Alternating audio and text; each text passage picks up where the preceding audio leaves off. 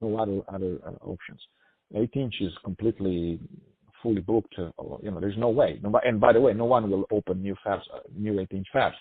Why? I mean, you just wait for the few that are still using by SMIC or other people in digital to be converted, and that's it. And then everything will either for most advanced, of course, for the most advanced geometry, but also for semiconductor, power semiconductor, and power management will be all 12 inches. And I know ST also has that, so we're talking about on that regard.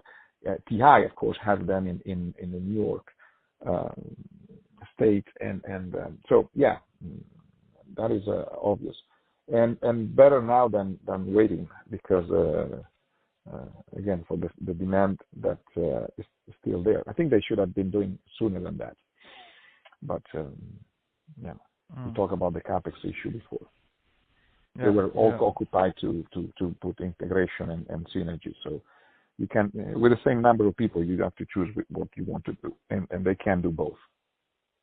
So now they have, once the integration cycle is complete for, on Semi, ST, NXP, eventually now they have a clear understanding what will be their future. I would see this the next decision into getting more capacity, which means 300 millimeter fabs.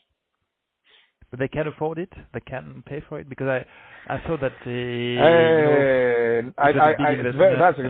that's a very, very good question, because with this level of margin, if they add even more capex, all of a sudden that will be an issue. So I think if they will have been forced to decide to open up to foundries much more than before. It will be probably more economically favorable. Again, Infineon tends to enjoy a lot the support from the European community, and that is all the German states. Others don't have that type of ability. Remember, among other things, ST is going through now a change in the CEO and top management. It's the first time ever that they are not Italians. They will be French. So congratulations, and we'll see. Sorry for that. No, it's okay. Come on, it's okay. I don't care. I really don't care. But that would be an interesting point, because anyway, all these people have 20 or 30 years of life in ST, so I think they're the same. I mean, culturally speaking, you're not bringing in a complete outsider that revolutionized everything. So it's actually more a continuity, and an investor likes the continuity in any case. But I also see that maybe they will have to really face the reality, either to increase their efficiency, cutting places where they are not efficient. But now they can't cut anywhere because the demand is there, and so it will be like shooting their own foot.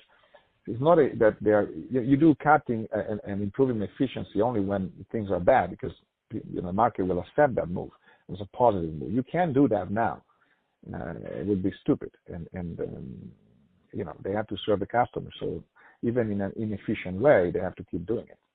And but again, that's more a contingent situation. But you will have to see the dynamic of shifting from internal manufacturing and foundry.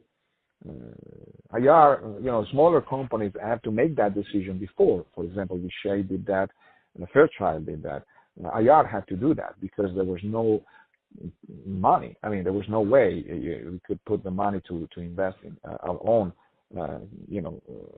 manufacturing infrastructure, because it would have been just killing the company. And that's when company cannot grow anymore, and that's when the acquisition, M&A and consolidation happens, because they don't have the strength to grow anymore in terms of capex. But do you have a rough idea of the mix of what is internal versus external manufacturing at ST? I think that probably I would say they are 60-70% internally, because they have a lot of advanced digital content, more than Infineon, I would say. Yeah. But you should refer to. Go ahead.